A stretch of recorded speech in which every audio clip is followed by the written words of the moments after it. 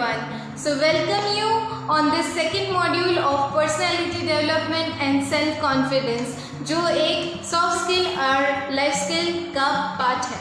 So Dadra Nagar Haveli Daman Diu के द्वारा महिला शक्ति केंद्र अंतर्गत बेटी बचाओ बेटी पढ़ाओ की तरफ से मैं सोनल राज्य गुरु life coach and life skill and soft skill trainer आपके समक्ष ये सेकेंड मॉड्यूल जो है वो प्रस्तुत करने जा रही हूँ. सो हमारा जो फर्स्ट टॉपिक है वो रहेगा गोल सेटिंग पे, जिसके बारे में अभी हम समझने वाले हैं. वो है गोल, लिखा हुआ है GOAL गोल. तो अभी और एक चीज़ इसमें से हम समझते हैं, तो क्या करना है, अनलॉक योर पोटेंशियल. सबसे पहले आपको क्लैरिटी लाना पड़ेगा आपकी लाइफ में कि भाई क्या है, क्लैरिटी क्या है. जब आपकी ज़िंदगी में कुछ आपको सूझ ना रहा हो, आपकी ज़िंदगी ऐसे ही चल रही है जैसे कि अगर आप स्टूडेंट हैं, आपको पता ही नहीं है कि आपको कितने मार्क्स लाने हैं, तो आप किस तरह उसको अचीव कर पाएंगे. तो सबसे पहले फॉर एग्जांपल अगर आपको चाहिए इस एग्ज़ाम पे 80% मार्क्स लाने हैं, ठीक है, तो सबसे पहले आपको क्या करना रहेगा, उसके लिए आपको प्लानिंग करना पड़ेगा. प्लानिंग करोगे तो आगे कुछ कर पाओगे. तो प्लानिंग किस तरह करना है वो आज हम सीखने वाले हैं. सबसे पहले तो आपको प्लानिंग के लिए शॉर्ट गोल्स बनाइए. जैसे कि बड़ा सा ये है, यहाँ पे आपको पहुँचना है, ठीक है, तो सबसे पहले छोटे छोटे गोल्स बनाओगे. आप यहाँ पे पहले पहुँचोगे, फिर यहाँ पे पहुँचोगे, फिर यहाँ पे पहुँचोगे, तभी तो जाके आप अपना गोल अचीव कर पाओगे. ठीक है, तो यही सारी चीज़ें आज हम सीख रहे हैं कि सबसे पहले छोटे छोटे एक बड़ा सा आपका ध्येय है, आपको कुछ अचीव करना है अपनी लाइफ में, तो उसको एक छोटे छोटे टुकड़ों में बांट दीजिए.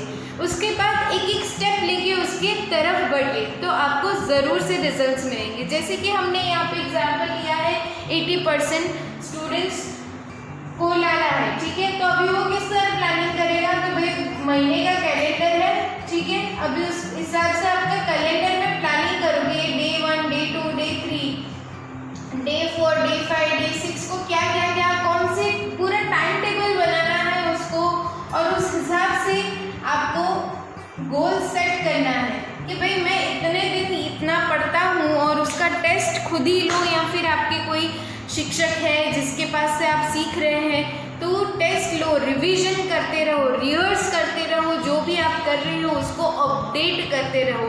तो आपका गोल सेटिंग का जो एक पर्पस है वो कंप्लीट होगा और आप उसको अच्छी तरह से अचीव कर पाओगे आपके ज़िंदगी में. ठीक है, और लास्ट चीज़ है वो है मेजर. मेजर मतलब कि ऐसे भी गोल नहीं बनाने हैं जो आप जिसको मेजर ना कर पाओ. मेजर मतलब कि क्या,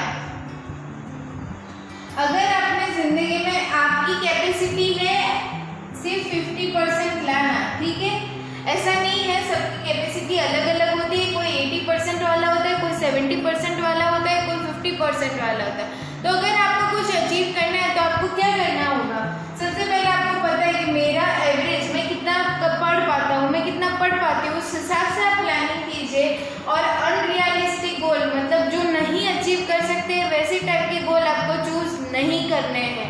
आपको पहले तो अजम्पशन करना है, आपको देखना है कि आपको किस तरह काम कर सकते हैं आप अपने ध्येय के. जैसे कि अगर आपका गोल है 80%, तो 80% जितनी मेहनत तो भी करनी पड़ेगी, उस हिसाब से भी तो प्लानिंग करना पड़ेगा. अगर आपका 50% गोल है, आपको 90% तक पहुंचना है, तो आपको किस तरह कौन से सब्जेक्ट में क्या करना है, उसमें भी बहुत स्पेसिफिक. ऐसा नहीं है कि मेरे को लास्ट फाइनल रिजल्ट मेरे को 90% चाहिए, नहीं. आपको क्या करना है, हर एक सब्जेक्ट में सबसे पहले तो आपको अपनी स्ट्रेंथ और वीकनेसेस जानिए. उसको बोलते हैं स्वॉट एनालिसिस. हम लोग अभी समझते हैं उसको. ये आपका गोल सेटिंग का हो गया, ठीक है. स्वॉट एनालिसिस हम लोग थोड़ी देर में सीखेंगे, जिसके अंदर आपको स्ट्रेंथ वीकनेसेस अपनी जाननी है, जिसके थ्रू आप अपने गोल तक पहुंच सकते हैं.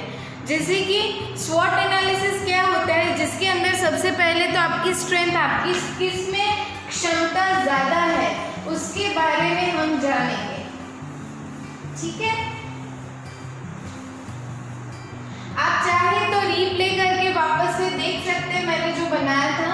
और अभी जो हम लोग सीखने जा रहे हैं वो है स्वॉट एनालिसिस। स्वॉट एनालिसिस क्या होता है, इसको हम प्लस साइन से डिवाइड करेंगे एक बॉक्स में, जिसके अंदर में S मतलब कि स्ट्रेंथ,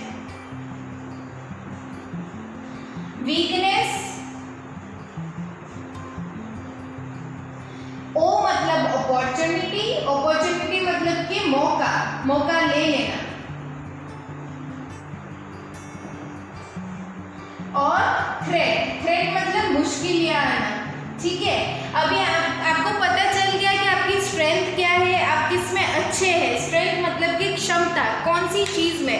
अगर आप स्टूडेंट हैं या कोई भी वर्किंग है तो आपको क्या करना है, सबसे पहले तो आप ये एनालिसिस कीजिए, आपकी नोटबुक लीजिए, उसके अंदर ये ऐसी टाइप की बॉक्स बड़ी सी बनाइए, उसके नीचे आप पॉइंट्स के थ्रू लिख सकते हैं। जैसे कि मेरी स्ट्रेंथ है, मैं अच्छा कम्युनिकेशन कर लेती हूँ, तो भाई मैंने यहाँ पे कम्युनिकेशन लिख दिया।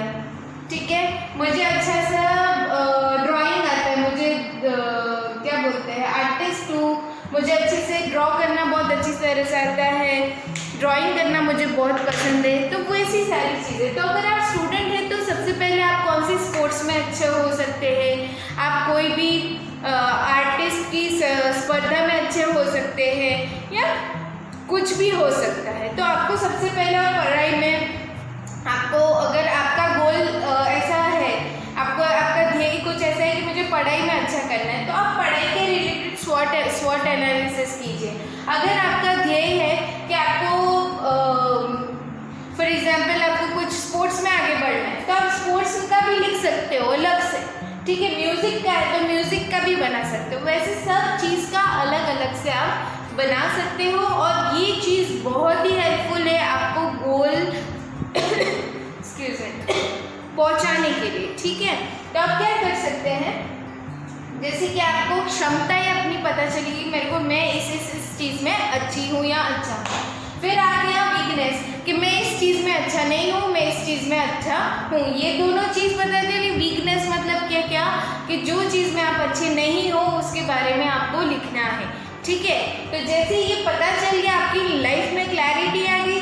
अब क्या है अपॉर्चुनिटी, मतलब कि आपकी ज़िंदगी में उसके रिलेटेड कोई भी आपकी ज़िंदगी में कोई मौका आया, जैसे कि कोई स्पोर्ट्स पर्सन है, या फिर आप कोई स्टूडेंट हो, कोई गवर्नमेंट अच्छी सी स्टूडेंट्स के लिए एग्ज़ाम आती है, तो आप अपनी स्ट्रेंथ उसमें यूज़ कर सकते हो। आप गणित में अच्छे हो या विज्ञान में अच्छे हो, मैथ साइंस जो भी सब्जेक्ट में आप अच्छे हो, तो उसके रिलेटेड आप परीक्षाएँ दे सकते हैं, जिसके वो आपकी ज़िंदगी में बहुत अच्छा रोल प्ले करेगी और आपको हेल्प करेगी आगे बढ़ने के लिए।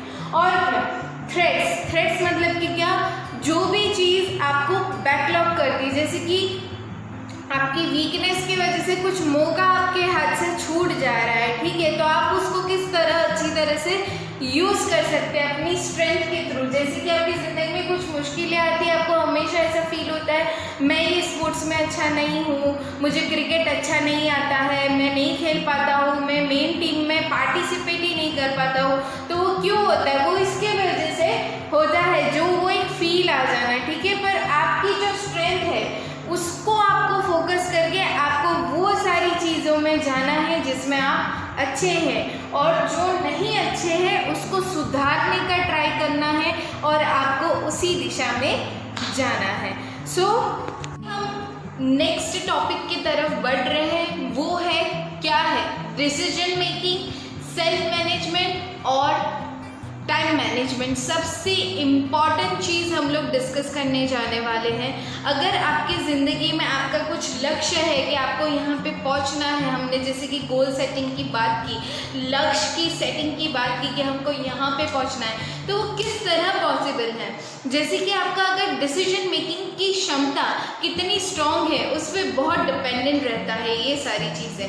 ये सारी जो जैसे कि डिसीजन मेकिंग है, फिर सेल्फ मैनेजमेंट है, ये सारी चीज़ें अपने के लिए बहुत ही इम्पॉर्टेंट है। बिकॉज अगर हमें वो ही नहीं पता होगा कि राइट टाइम पे राइट डिसीजंस किस तरह लेना और कौन सी चीज़ों से हमें दूर रहना है राइट डिसीजंस के लिए, तो हम आगे नहीं बढ़ सकते हैं। तो कुछ लेसन्स जो हमारी वैदिक स्क्रिप्चर्स है जो हमारी आध्यात्मिक बुक्स है उससे भी हमें बहुत सारी चीज़ें सीखने मिलती है। तो मैं एक समरी बना के आपके समक्ष ला रही हूँ। जैसे कि फर्स्ट लेसन अगर हमें सीखने मिलता है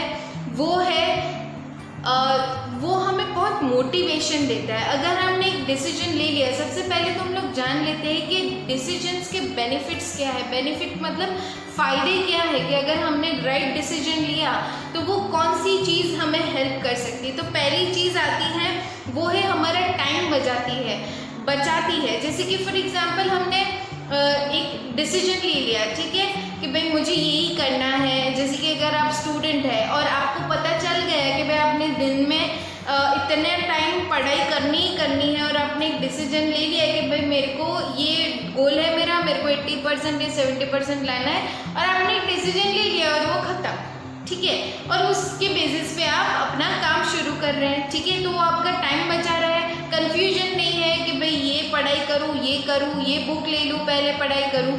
जैसे कि फॉर एग्जांपल आपकी एग्ज़ाम्स आ रही है, ठीक है, उसके थोड़े दिन पहले हम लोग क्या करते हैं, हम लोग क्रिकेट खेलते हैं और बहुत सारी चीज़ें हम करने लगते हैं। पर उसके पहले हमें क्या करना है बच्चा, what you need to do is most important thing is pre planning कीजिए। जो हमने अभी देखा, ठीक है, प्लानिंग करना है।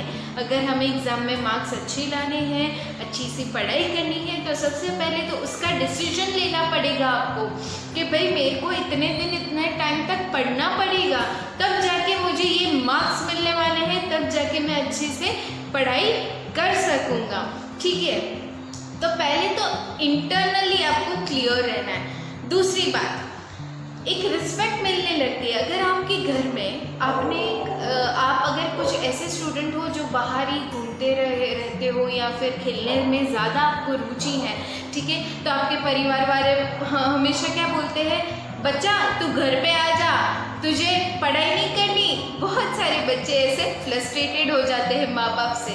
अगर आपने सही डिसीजंस ले लेते हैं और आपको पता चल जाता है कि नहीं मैं दिन में इतनी टाइम पढ़ाई करने वाला हूँ, और ये डिसीजन अगर आप रोज़ के लिए लेते हैं, तो आपके मम्मी पापा, आपके जो टीचर्स हैं, उनको टेंशन ही नहीं रहेगी। उल्टा वो आपको रिस्पेक्ट करेंगे कि नहीं ये बच्चा कितना अच्छा है, अपने टाइम पे पढ़ाई कर लेता है, अपने टाइम पे होमवर्क भी कंप्लीट कर लेता है। वैसे ही अगर आप कोई वर्किंग हो तो उसी में आपका ये भी चीज़ बहुत हेल्प आउट करता है कि आपको पता नहीं होता कि आपके दिन में कितने सारे काम होते हैं, आप उसी चीज़ को लेके मैनेज करते रहते हो। पर आपका डिसीजन अगर क्लैरिटी में हो कि मुझे ये दिन में इतने काम करने हैं, और आपने डिसीजन ले लिया है कि मुझे कंप्लीट करना ही है, तो वो ज़रूर से हो जाता है। प्लस आपको एक मोटिवेशन मिलता है कि मुझे करना है, ठीक है, आपका एक ध्येय तो है कि मुझे यहाँ तक पहुँचना है, पर वो डिसीजंस ही होते हैं जो आपको वहाँ तक पहुँचाते हैं,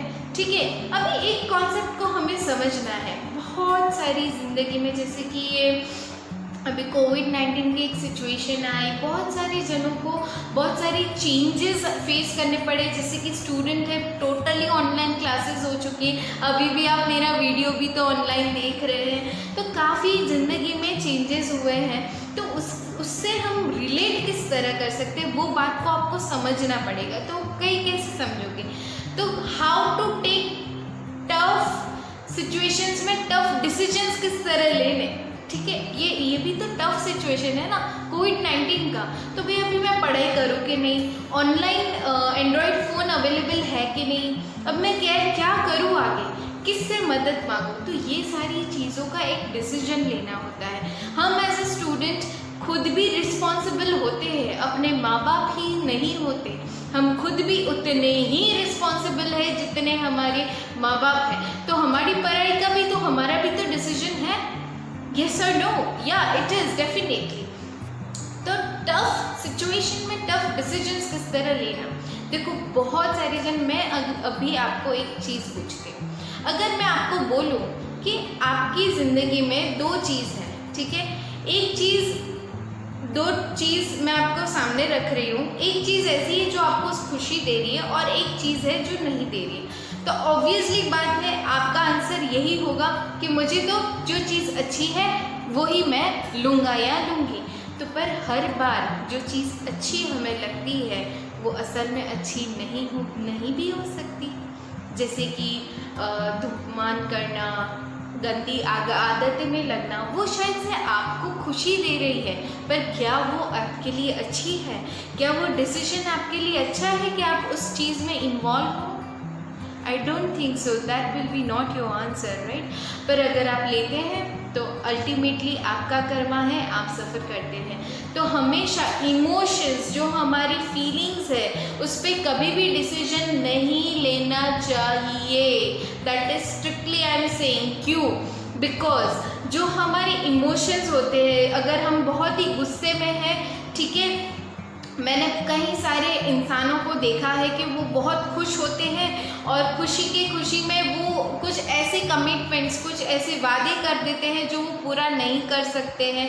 हाँ तो टेंशन मत ले, मैं कर दूंगा। जैसे कि आपकी जैसे कि आप स्टूडेंट है, ठीक है, आपको बहुत अच्छे परसेंटेज आ गए, आपने अपने माँ बाप को बोल दिया कि मैं तो अब से मैं यही करूँगा, आपका एक डिसीजन आ गया और आप अपने हैप्पीनेस में एक डिसीजन ले लिया, बट आफ्टर दैट वो आप फुलफिल नहीं कर पाते हो। फिर क्या होता है? प्रॉब्लम स्टार्ट हो जाती है आपकी ज़िंदगी में। वैसे ही अगर आप बहुत गुस्से में हैं और आपको किसी पे बहुत ही गुस्सा आ गया, तो आपने ऐसा डिसीजन लिया, मैं आज से इससे बात ही नहीं करूँगा, पर क्या होगा जब आपको उसी की ज़रूरत 1 महीने के बाद पड़ी? What you will do at that time? तो ये चीज़ बहुत समझनी ज़रूरी है कि आपको आपके जो लक्ष्य से वो अगर डिसीजन मैच करता है तो आप वो ही डिसीजन लीजिए। जैसे कि ऐसे ही एग्जाम्पल और एक मैं आपको समझाती हूँ कि 2 डिसीजंस आपको लेने हैं। एक डिसीजन ऐसा है, वो भी इम्पॉर्टेंट है, दूसरा भी उतना ही इम्पॉर्टेंट है। तो उस समय पे क्या करें? सब बहुत कंफ्यूज हो जाती है, यार मेरे को तो ये भी ज़रूरी है और ये भी ज़रूरी है। अभी और एक एग्जांपल, अगर आप स्टूडेंट हैं तो मैं आपको उसी के बेसिस पे समझाती हूँ। जैसे कि अगर आप स्टूडेंट हैं, आपका पढ़ाई करना भी उतना ही इम्पॉर्टेंट है, और अगर आप स्पोर्ट्स में हैं तो आपको उसी में भी रहना इम्पॉर्टेंट है। अभी आपकी कॉम्पिटिशन्स भी तो आ रही है और साथ में आपकी एग्ज़ाम्स भी आ रही है, आपके लिए तो दोनों इम्पॉर्टेंट है। उस समय पे आप क्या करेंगे? कौन सा डिसीजंस लेंगे? तो आपको क्या करना है? आपकी एक गोल लिस्ट रेडी है, आपका एक लक्ष्य का लिस्ट रेडी है। आपको पता है कि मेरी ज़िंदगी में मुझे आज से, मैं अगर आपको पूछूं कि 5 साल के बाद या 3 साल के बाद या फिर छोड़ो 3 महीने के बाद अगर मैं पूछूं कि नेक्स्ट एग्ज़ाम में आपको कितने मार्क्स लाने हैं, तो वो अगर आपने लिखा हुआ है कि मेरे को इतने मार्क्स चाहिए, या फिर मेरे को स्पोर्ट्स में यहाँ पे पहुँचना है, मुझे कोई और एग्ज़ाम्स देनी है, तो आपका लक्ष्य क्या है? उसके बेसिस पे आप वो दोनों में से कोई भी एक चीज़ को चूज़ करके उसका डिसीजन आगे बढ़ाओ। जैसे कि अगर आपके एग्ज़ाम्स नज़दीक हैं तो ऑब्वियसली आपकी पढ़ाई प्रायोरिटी होनी चाहिए, ना कि आपकी प्लेइंग या फिर स्पोर्ट्स या फिर म्यूज़िक। आपको जो पसंद है, डांसिंग, ड्रामा, जो पसंद है, ठीक है, तो वो आपको डिसीजन बहुत ठीक तरह से लेना है। और आप चाहें तो आपकी सबसे पहली लेसन हमें आज सीखने मिलने जा रहे हैं, वो है फर्स्ट है, एक तो जब आप एक्सट्रीम इमोशंस में हो, आप बहुत खुश हो, बहुत रो रहे हो या बहुत एंगर में हो, तब डिसीजंस नहीं लेने हैं। सेकंड पॉइंट है कि आप जब कोई भी इंसान के साथ अटैचमेंट में हो तब वो डिसीजन तुरंत मत लो। थर्ड थिंग ये है कि क्या आप रिजल्ट पे फोकस कर रहे कि क्या मैं वहाँ पे पहुँचूँगा कि नहीं, और उसकी वजह से आप डिसीजन नहीं ले पा रहे हो।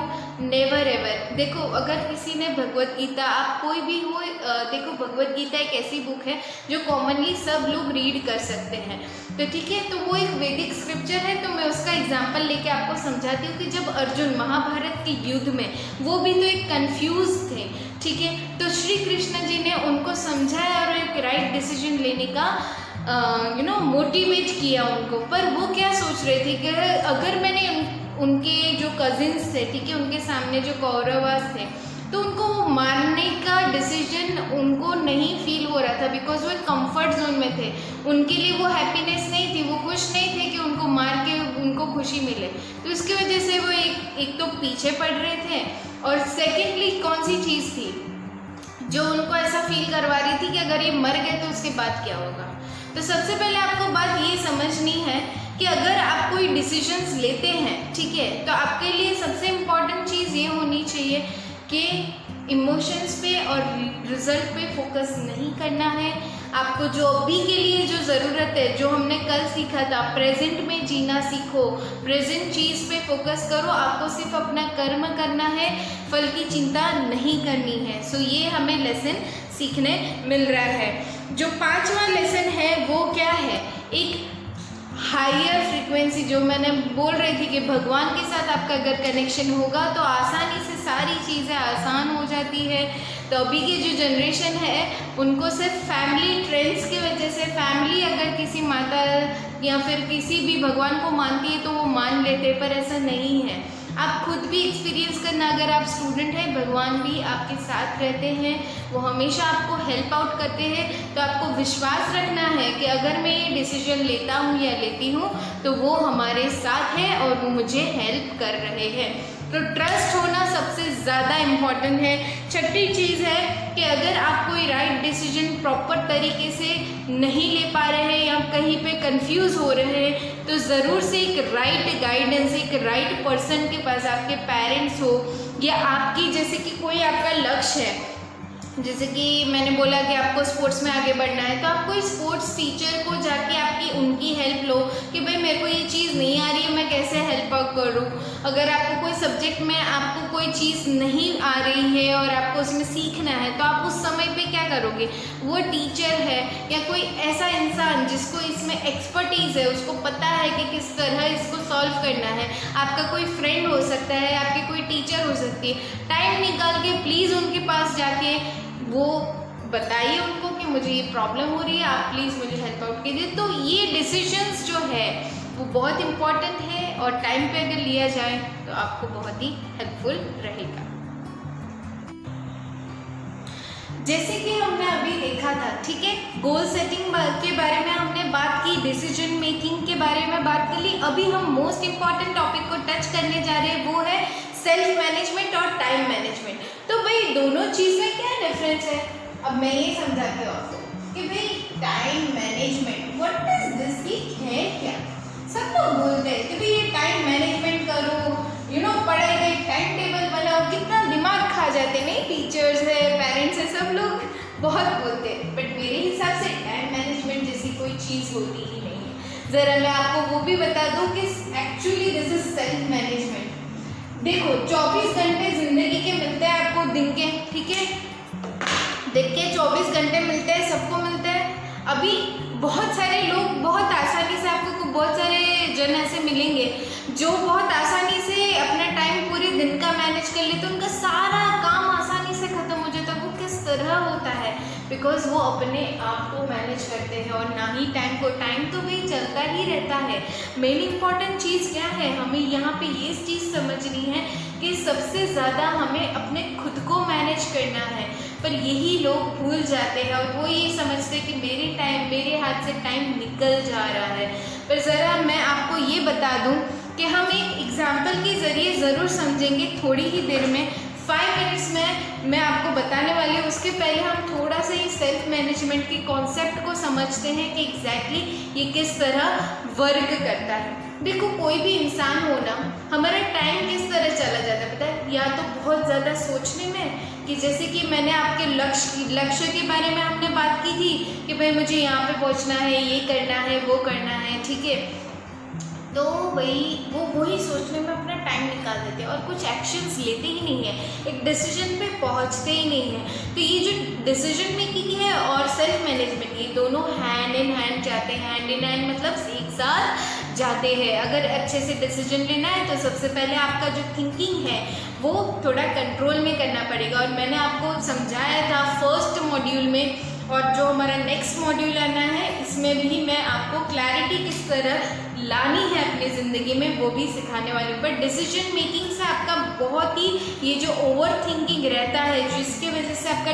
टाइम वेस्ट होता है, वो कम हो जाएगा और आप अच्छे से डिसीजंस ले सकते हैं। और मैंने ऑलरेडी आपको टिप्स शेयर कर दी है, आपको लेसन्स शेयर कर दिए हैं, ठीक है। तो अभी आपको क्या करना है, देखो एक एग्जाम्पल के तरीके से अगर मैं आपको समझाऊँ तो आपको अपने खुद को मैनेज करना है। जैसे कि आपके पूरा दिन का स्केड्यूल है, ठीक है, तो आपको लिखना है कि भाई पहले 1 घंटे में मैं क्या करने वाला हूँ, दूसरे घंटे में क्या करने वाला हूँ, एक लिस्ट बनाओ जिसके अंदर आपका टाइम, फिर आप जो कर रहे हो दिन में, एक रफ टाइम टेबल पहले बनाओ कि आप दिन में आज क्या क्या किया, वो आप रात तक या फिर दिन में ही लिखो कि भाई ये टाइम पे ये 1 घंटे मैंने यहाँ पे टाइम स्पेंड किया, टीवी देखा, मैंने पढ़ाई की, मैं यहाँ पे खेलने गई, मैंने मम्मी को हेल्प किया, घर में कुछ करना था वो किया, फलाना ढिमका, वो जो भी हो वो आप लिख दीजिए। ठीक है, तो आपको आइडिया आ जाएगा कि आपने कहाँ कहाँ अपना टाइम वेस्ट किया है। और अगर आपको अपने लक्ष्य तक पहुंचना है तो सबसे पहले क्या करना पड़ेगा, अच्छे से टाइम टेबल बनाना पड़ेगा। अभी टाइम टेबल किस तरह बनाना है तो ज़रा साइंटिफिक वे से इसको समझने का प्रयास करते हैं। देखो मैंने यहाँ पे लिखा हुआ है रेड, येलो और ग्रीन।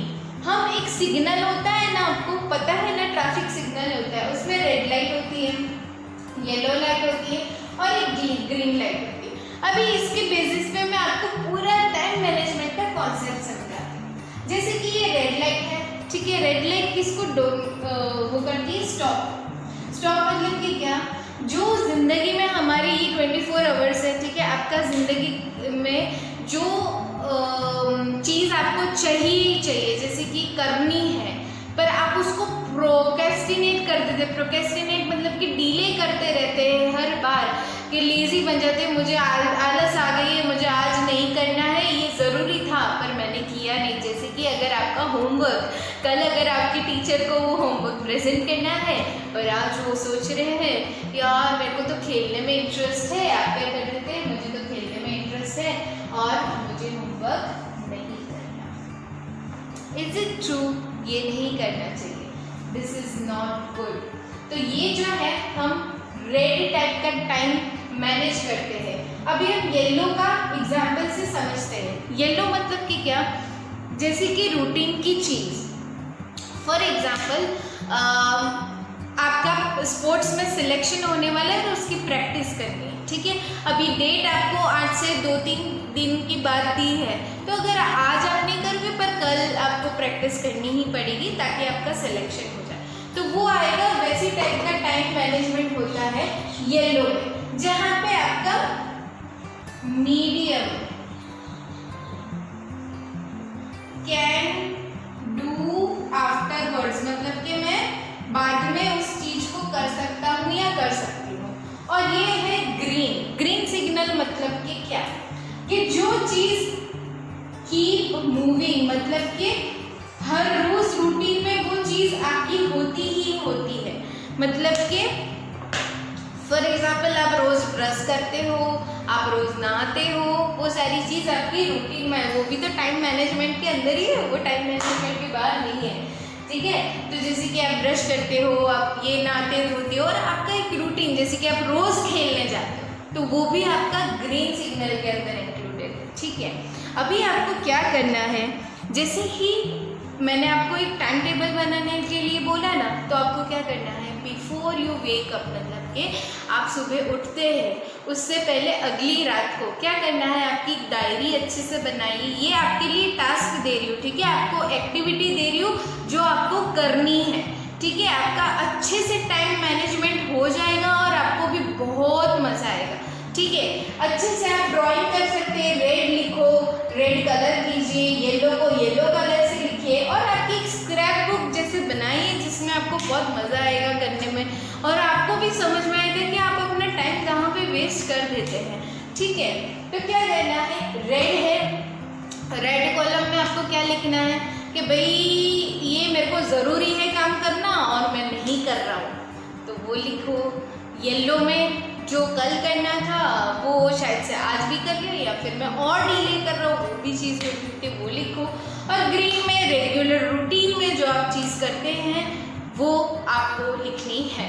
अब नेक्स्ट स्टेप क्या रहेगा, आपको पता चल गया सिस्टम कि भाई अगली रात को आपको अपना टाइम टेबल रफ जो आपने बनाया वो तो बनाया ही है, अब उसको किस में डिवाइड करना है, रेड, येलो और ग्रीन में, कि भाई मैं रेड वाला कौन सा काम होगा, येलो वाला कौन सा काम होगा और ग्रीन वाला कौन सा काम होगा। अभी ये जो 3 सिग्नल हैं उसको क्या करना है आपको, कोई भी चीज़ को अगर आपको मैनेज करनी हो, ये 3 चीज़ को आपके दिन में 24 आवर्स 24 घंटे आपको मिलते हैं दिन के, अगर इनको डिवाइड करना हो तो किस तरह करोगे।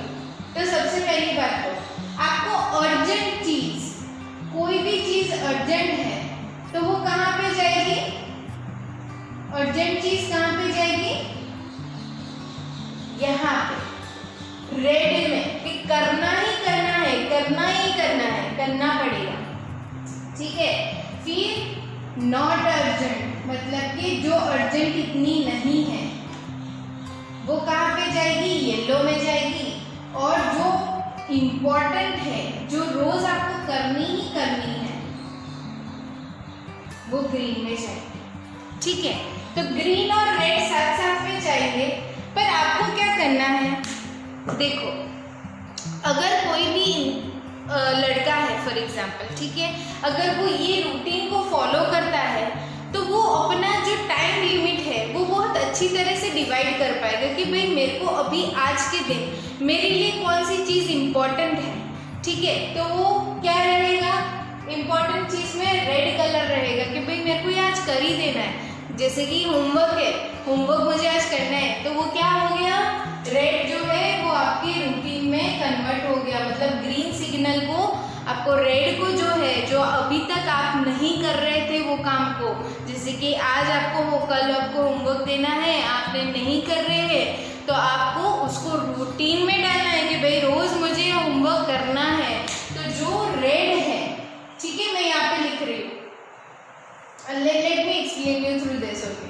तो रेड जो है वो आपको ग्रीन सिग्नल में कन्वर्ट करते जाना है कि भाई मेरा जो यहाँ पे काम है वो मुझे ग्रीन में, रूटीन में डालना है। फिर जो येलो है, जो आप लेजी बन के बाद में करूँगा, बाद में करूँगी कर रहे हो, उसको भी आप ग्रीन में कन्वर्ट कर सकते हो धीरे धीरे। तो वो धीरे धीरे कब होगा, म्यूचुअल प्रैक्टिस के वजह से होगा। जब आपको पता चल जाएगा कि कौन सी चीज़ मेरे लिए ज़रूरी है और उसको रेगुलर रूटीन में डालना है, तब वो चीज़ अपने आप हो जाएगी, ठीक है। तो बस ये था हमारा टाइम मैनेजमेंट के। आपको मैंने टास्क क्या दिया है, रेड, येलो और ग्रीन सिग्नल एक मस्त सी बुक में, कलरफुल बुक बना सकते हो, आपके पास जो भी है उससे आप बना सकते हो। येलो कलर कीजिए, रेड कलर, लाल, पीला और हरा, ये 3 कलर आपको यूज़ करने हैं। और रेड में क्या लिखना है, जो चीज़ आपको करनी है पर आप नहीं कर रहे हो रोज़, वो सारी चीज़ों का लिस्ट बनाना है। फिर दूसरा क्या है, येलो, येलो मतलब कि क्या, आपको करनी है पर वो आप डिले करते जा रहे हो उस चीज़ को, ठीक है, तो उसको भी आप लिखिए।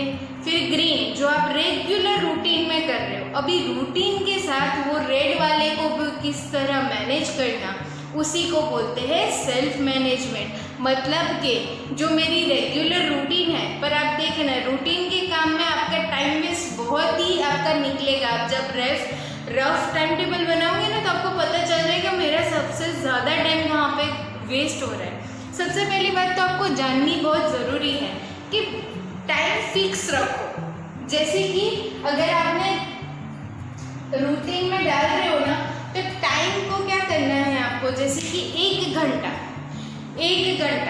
मतलब कि रेड जोन में अगर आपको रहना है तो क्या है, आप जो काम करना है वो नहीं कर रहे हो, तो रेड जोन में उस चीज़ को फिक्स कर दो कि भाई ये इंपॉर्टेंट चीज़ है और स्टॉप। मतलब कि उसमें ज़्यादा टाइम वेस्ट नहीं करना है। आपको 1 घंटा अगर होमवर्क के लिए देना है तो वो देना ही देना है, ठीक है, वैसे रखो।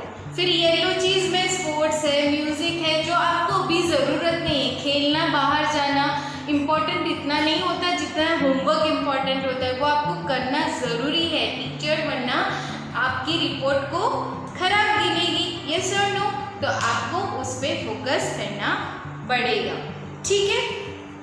जैसे कि फॉर एग्जाम्पल से हम समझते हैं, अगर ये रेड और येलो को अगर आपको ग्रीन में कन्वर्ट करना है, जैसे कि आपने डिवाइड तो कर लिए काम कि भाई ये बहुत अर्जेंट है, इतना इम्पोर्टेंट नहीं, और ये रेगुलर रूटीन वाला काम है। अगर आपको बहुत ही एक्सपर्ट बनना है अपने फील्ड में, जो लोग सब अच्छी तरह से मैनेज कर सकते हैं। मैंने बहुत सारे लोगों को देखा है जिनको मैं पूछती हूँ, यार तुम इतना सारा एक दिन में इतनी सारी चीज़ें किस तरह मैनेज कर सकते हो।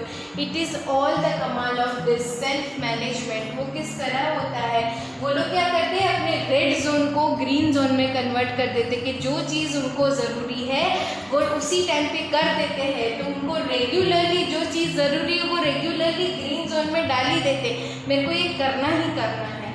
फिर वो क्या करते हैं, येलो जोन को भी ग्रीन जोन में कन्वर्ट करते हैं। इसकी वजह से उनके काम जो है वो टाइम पे ख़त्म हो जाते हैं और वो बहुत अच्छी तरह से अपनी लाइफ को मैनेज कर सकते हैं। अगर आप 3 दिन स्कूल ना गए हो, जैसे कि मैं अगर आपको बोलूँ 3 दिन आप स्कूल ना जाओ तो चौथे दिन जाने का मन करेगा? Absolutely not. तो वैसे ही अगर आप 4 दिन स्कूल जाओगे तो आपको ऐसा फील होगा, यार संडे को भी स्कूल होती तो बहुत अच्छा रहता। वैसे ही अगर आपकी आदत, आपकी हैबिट बन जाएगी तो वो ऑटोमेटिकली ग्रीन जोन में कन्वर्ट हो जाएगा। सो ये आज के लिए, ये मॉड्यूल के लिए इतना ही था। So welcome you all and thank you so much कि आपने मुझे बहुत ही सपोर्ट किया। मेरी ये वीडियो को आप देख रहे हैं और मेरी एक्सपेक्टेशन है कि आप ये देखते रहें और आगे के जो 3 मॉड्यूल आने वाले बहुत ही इम्पॉर्टेंट है आपकी लाइफ के लिए, तो बने रहिएगा। Stay tuned with us. महिला शक्ति केंद्र को सब्सक्राइब कीजिए और बेल आइकन पे क्लिक करिए ताकि हमारी ये जो वीडियोज़ है वो सबसे पहले आप तक पहुंच सके।